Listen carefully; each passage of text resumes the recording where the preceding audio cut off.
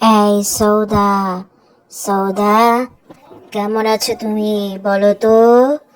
আমি লালটু ভূত এসে গেছি সৌদা। তোমাকে আজকে আমি ধরে ধরে খাবো সৌদা। তুমি অনেক দুষ্ট হয়ে গেছো সৌদা।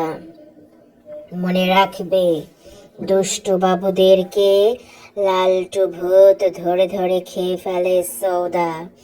তুমি অনেক দুষ্ট হয়ে গেছো, তাই লালটু ভূত তোমাকে ধরে খাবে এখন।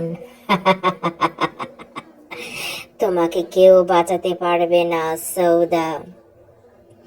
এত দুষ্টামি তুমি কেন করছো সৌদা, বলো তো? তুমি জানো না, ছোট বাবুদের বেশি বেশি খেতে হয়, বেশি বেশি ঘুমাতে হয়, বেশি বেশি পড়াশোনা করতে হয় সৌদা? এটা জানার পরেও এত দুষ্টামি কেন করছো তুমি? লালটু ভূতকে ভয় পাও না সৌদা?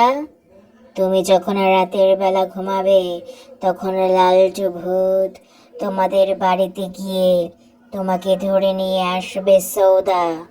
তখন তোমার কেমন লাগবে সৌদা, বলো তো তুমি? তাই বলছি, সময় থাকতে ভালো হয়ে যাও সৌদা। তুমি যদি ভালো হয়ে যাও, সবাই অনেক খুশি হবে, বলবে এই সৌদা তো অনেক ভালো।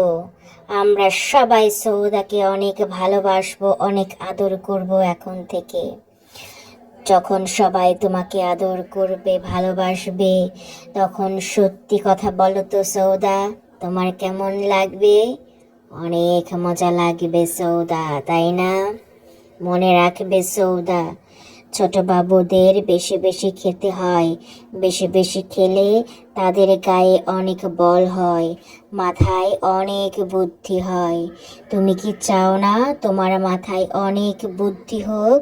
সবাই তোমাকে বলুক ভালো, তুমি অনেক ভালো, অনেক প্রশংসা তোমার করুক, সেটা কি তুমি চাও না সৌদা?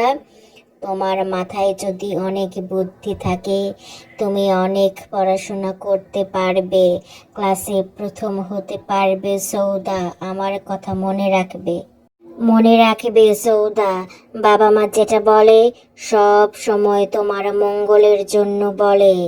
তাই সব সময়, সব পরিস্থিতিতে তুমি বাবা মাকে সম্মান করবে, বাবা মার কথা শুনবে, কখনো বাবা মাকে অবহেলা করবে না সৌদা। বুঝতে পেরেছো? এই পৃথিবীতে একমাত্র আপনজন হচ্ছে তোমার বাবা মা। তুমি তাড়াতাড়ি বড় হয়ে যাও সৌদা, লক্ষ্মী সোনা বাবু হয়ে যাও, তাহলে আমি তোমাকে অনেক আদর করব।